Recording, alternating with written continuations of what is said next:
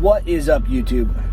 So I made a video the other day and I just took it down, but I made that video and I was pissed off, and I probably said some things I shouldn't have said that probably could be discouraging, and then if the wrong people seen them, it could probably cause me a little bit of trouble. But I wanted to clear some things up. So recently I've had a string of loads where basically anything that could go wrong did go wrong, and in some cases it was 100% preventable. Basically it would be things like, hey, at 10 o'clock in the morning I got given a load. I looked at the load and immediately said, hey, this probably isn't going to work. And the response I got from the person that gave me the load was, well, hope for the best. Well, this is exactly what happened. 10 o'clock in the morning, I got given a load that says, this load picks up at 9 p.m. The load I was currently on delivered at 5 p.m., an hour north, not counting just it was regular driving on an empty or on a regular interstate. It would have been an hour an hour south of where I was delivering. Well, there's construction on the road I was delivering and freeway shutdowns. So I knew this. My people that give me the information and plan my loads, they don't know this. The other thing is where I was delivering was a Walmart. Walmart's policy is 4 to 6 hours for an unload. I know this. The people I work for don't know this. So I had a delivery 4 hours, exactly 4 hours before my pickup at an hour and a half away. So all of a sudden all these red flags go off and say, okay, it's going to be 4 to 6 hours for me to deliver, so that automatically makes me late. It's an hour and 15-minute drive under normal conditions, so that means that I've only got a 3-hour unload window. Oh, and they've got freeway shutdowns going on for construction, so the 2 days before that, I sat in those freeway shutdowns for 2.5 hours just trying to go 10 miles. So that basically made my unload window real small, and basically everything that could go wrong and everything that I normally plan for happened. And when I tried to let my people know at 10 o'clock in the morning that this was going to happen, their answer was hope for the best. That got me thinking. You know, at first I was irritated, and I started seeing what else was out there. And that doesn't mean that I'm going to quit this job and go to another company, because I actually like this company. And my planner and dispatcher are pretty new to this game, so they're still learning.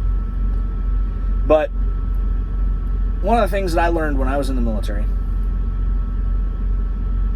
and a lot of it I learned from, is coming up through the ranks. You run into first sergeant's reading list and commander's reading list. If you've got a commanders and first sergeants and sergeant majors and that care about your professional development, they'll recommend some books that you read. And some of the books that I read were by authors like Richard Marcinko, Jocko Willink, Hackworth, and Pete Blabber. And one of the main themes that always comes up, and it doesn't matter who the author is, if it's a book about leadership, one of the main themes that always comes up is always listen to the guy on the ground. You can have the greatest intentions in the world, but if you don't know what the actual situation on the ground is, you're basically planning with hopes and dreams. So just something to take into consideration. if you ever get in a position where you're a leader on the outside, that your guys who are actually down there doing the work, they know what's going on around them, and sometimes you got to listen to them. So the follow-on effects of that load was I didn't get out of Walmart until 9 p.m. I got on the phone and called the shipper, and they said, hey, if you're not here by 9:30, we're going to have to reschedule you for tomorrow. My delivery was at 8 a.m. the next morning. So, knowing the traffic situation, I reached out to our after-hours coverage, and I'm like, hey, this is what's going on. Make the call. And they wanted me to go down there, and I explained to them, I laid it out cut and dry. I'm not going to get there until 11 o'clock at night.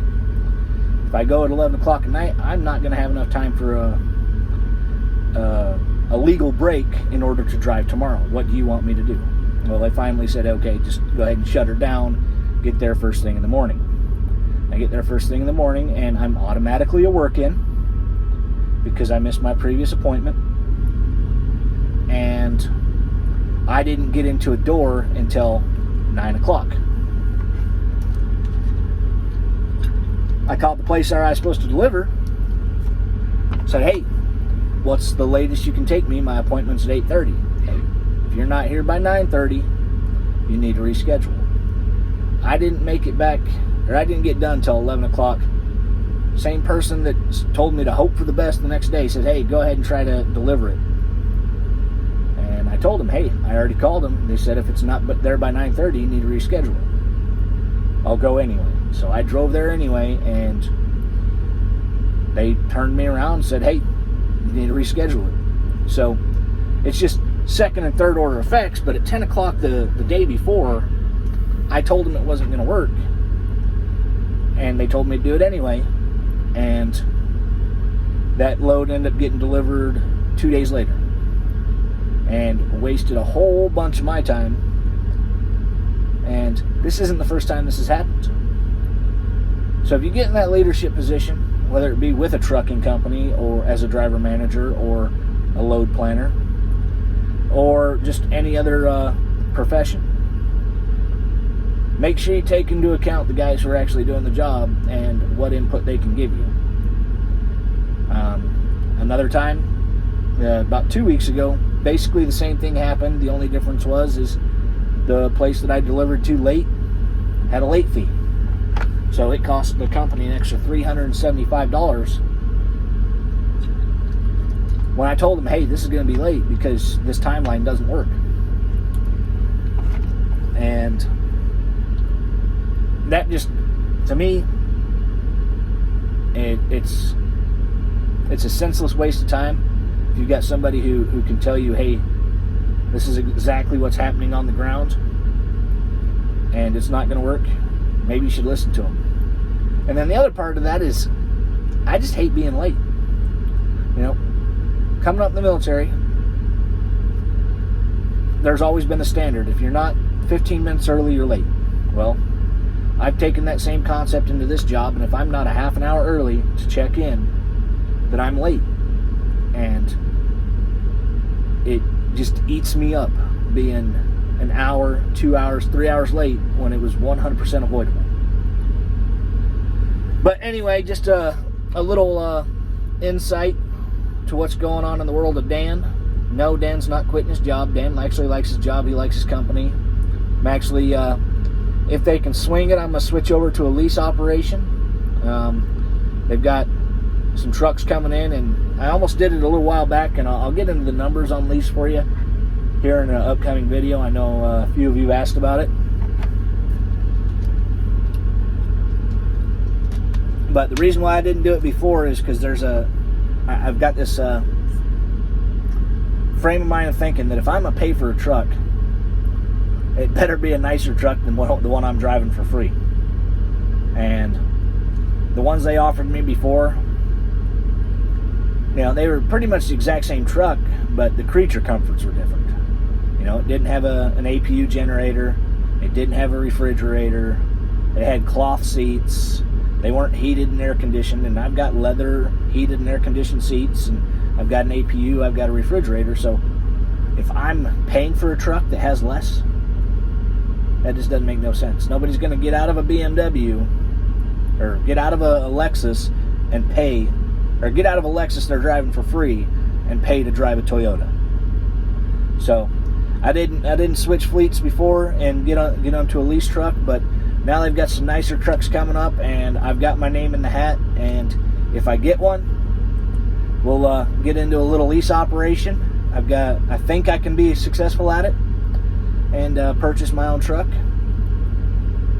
But I'm not going to do it unless the numbers are right, and I'm not going to do it and jump into a lesser truck than the one I'm driving right now that they're paying me for instead of me paying for.